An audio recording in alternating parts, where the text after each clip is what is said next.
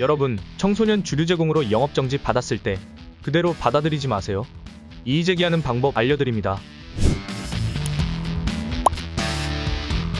안녕하세요. 영업정지구제 전문 행정사 박승빈입니다. 미성년자 술 판매로 적발시 나오는 처벌은 두 가지입니다. 형사처벌과 행정처분. 제가 늘 강조하는 부분이 적극적인 대응을 통해 형사처벌은 물론 영업정지 행정처분까지도 감경되거나 아예 면하게 될 수 있다는 건데요. 그래서 초기 대응이 가장 중요합니다. 그런데 의뢰인들께서 초기 대응법 관련 용어에 대해서는 잘 알고 계신 경우가 많지만 행정처분 부과 이후의 절차에 대해서는 잘 모르시는 경우가 많습니다. 청소년 술 판매 적발 후 초기 대응을 제때 하지 못하였거나 경찰 조사에 준비를 했지만 불만족스러운 결과를 얻은 경우 영업정지 행정처분에 대한 이의제기를 할 수 있습니다. 오늘은 이의제기를 위한 행정심판에 대해 간단히 설명해 드리겠습니다. 미성년자 주류 제공 적발로 영업정지 행정처분이 부과되기 전 처분사전 통지서가 날라오는데요. 이의제기 절차는 바로 그 순간부터가 시작이라고 생각하시면 됩니다. 처분사전 통지서는 통상적으로 우편을 통해 업주에게 발송되는데 위생과 담당 주무관의 업무 스타일에 따라 직접 업소로 찾아와 전달하는 경우도 있습니다. 처분사전 통지서에는 예정된 처분의 내용과 여기에 대한 의견 제출을 할 수 있는 기한이 명기되어 있습니다. 의견 제출서 양식을 동봉하여 발송하는데 검찰 처분 전에 처분사전 통지를 발송한 경우라면 업주께서는 검찰 처분 시까지 행정처분을 보류해 줄 것을 요청하는 내용으로 의견 제출서를 작성하면 됩니다. 이걸 보고 아직 검찰 처분이 확정되지 않았는데도 2개월의 영업정지 처분이 확정되었다며 깜짝 놀라 전화를 주시는 의뢰인분들이 정말 많습니다. 처분 사전 통지서의 내용은 확정된 처분이 아니라는 점을 다시 한번 말씀드리오니 마음 편히 가지셔도 됩니다. 이미 검찰 처분 확정 이후 이를 감안한 처분이 부과된 경우에 행정심판을 청구할 예정이라면 행정심판 청구 계획에 대해 확실히 언급해야 합니다.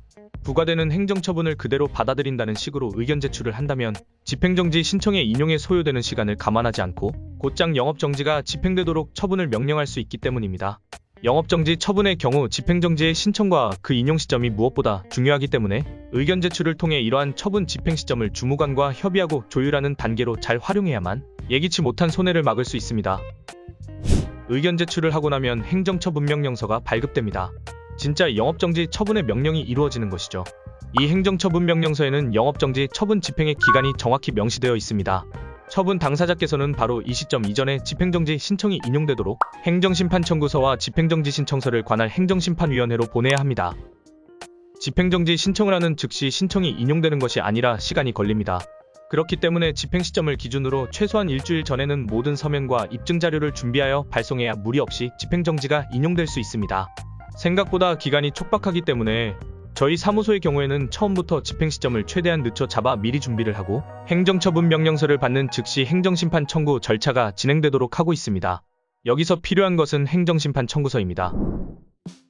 청구서에는 사건의 정황부터 시작해 영업정지 행정처분의 집행으로 인해 입게 될 생계의 위협, 심리적 고통은 물론 처분 집행 이후 몰려올 후폭풍이 한 사람과 가정에 얼마나 가혹한 충격을 주는 것인지를 구체적으로 기술합니다. 물론 사건 발생에 직간접적 권인을 제공하였다는 점에 대한 반성과 후회, 그간 위법을 막기 위해 해왔던 노력, 재발 방지를 위한 계획 등이 잘 전달될 수 있도록 하는 것도 빼놓지 말아야 할 사항이지요. 사건 정황과 관련이 없는 사항일지라도 피처분자나 가족에게 개인적인 어려움이나 특별한 사정이 있다면 이러한 내용 또한 행정심판위원회에서 감안하여 결정을 내립니다. 청구서는 해당 처분을 내린 위생과로도 발송됩니다. 이후 처분청에서는 행정심판 청구서에 대한 답변서를 작성하여 보내고 답변서를 받으면 보충서면을 통해 반박하는 식으로 양자 간의 서면 공방을 통해 엇갈린 주장을 펼치게 되는 것이 행정심판의 기본적인 틀입니다. 이후 행정심판위원회의 결정인 재결이 확정되면서 행정심판의 절차가 마무리되는 것입니다. 서면을 통해 진행되는 행정심판 청구 절차이기에 지역이나 거리는 아무런 장애가 되지 않습니다.